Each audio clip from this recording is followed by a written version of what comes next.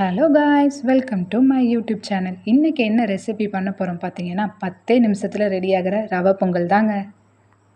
இப்போ இதுக்கு தேவையான பாசிப்பருப்பை வேக வச்சு எடுத்துக்கலாங்க. ஸோ நீங்கள் குக்கரை மிதமான சூட்டில் வச்சு ஃபஸ்ட்டு வறுத்து எடுத்துக்கோங்க. வறுத்த இந்த பாசிப்பருப்பை தேவையான அளவு தண்ணி ஊற்றி வேக வச்சு எடுத்துக்கலாம். இப்போ நம்ம ஒரு வடைச்சட்டியில் 2 ஸ்பூன் அளவு நெய்யை ஊற்றி எண்ணெயை ஊற்றிக்கலாங்க. 1 ஸ்பூன் மிளகு ஆட் பண்ணிக்கலாங்க. மிளகு நல்லா பொரிய ஆரம்பிச்சிருச்சு. இதோட நம்ம சீரகத்தை ஆட் பண்ணிக்கலாம்.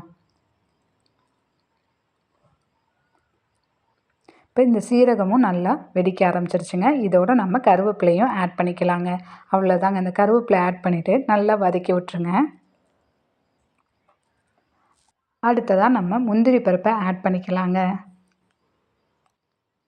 இப்போ எல்லாம் ஆட் பண்ணிட்டோம். ஸோ நல்லா வதக்கி விட்டுருங்க. இந்த சமயத்தில் நம்ம தேவையான அளவு தண்ணி ஊற்றிக்கலாம்.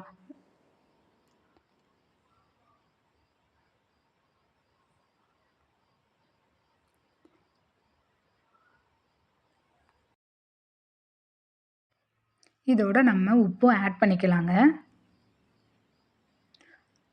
உப்பு ஆட் பண்ணிவிட்டு அதை நம்ம ஒரு கிளறி விட்டுறலாங்க.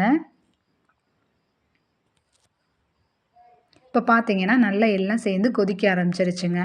நல்லா கொதி வர மாதிரி நல்ல ஹை ஃப்ளேமில் வச்சு நல்லா கொதிக்க விட்டுருங்க. இப்போ இந்த கொதிக்கிற சமயத்தில் நம்ம ரவையை ஆட் பண்ணிடலாங்க. நான் 1.5 டம்ளர் ரவை எடுத்திருக்கேங்க. 1.5 டம்ளர் ரவைக்கு 3 டம்ளர் தண்ணி ஊற்றிருக்கேங்க.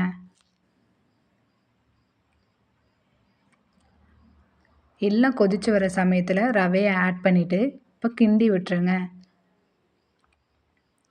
பார்த்தாலே செம்மையாக இருக்குதுங்க. சாப்பிடணும் போல் இருக்க மிளகு எல்லாமே சேர்ந்து நல்லா இருக்குங்க.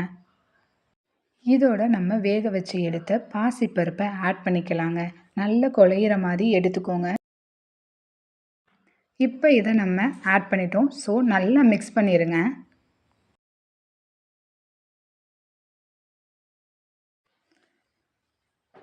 இப்போ நல்லா மிக்ஸ் ஆயிடுச்சு. அதோட கொஞ்சம் ஆயில் ஆட் பண்ணி மிக்ஸ் பண்ணிக்கலாம்.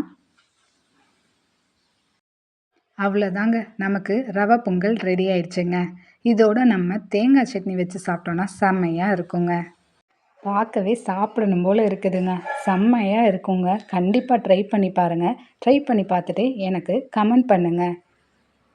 இருங்க போயிடாதீங்க. மறக்காமல் சப்ஸ்கிரைப் பண்ணிடுங்க. கமெண்ட் பண்ணுங்கள், ஷேர் பண்ணுங்கள்.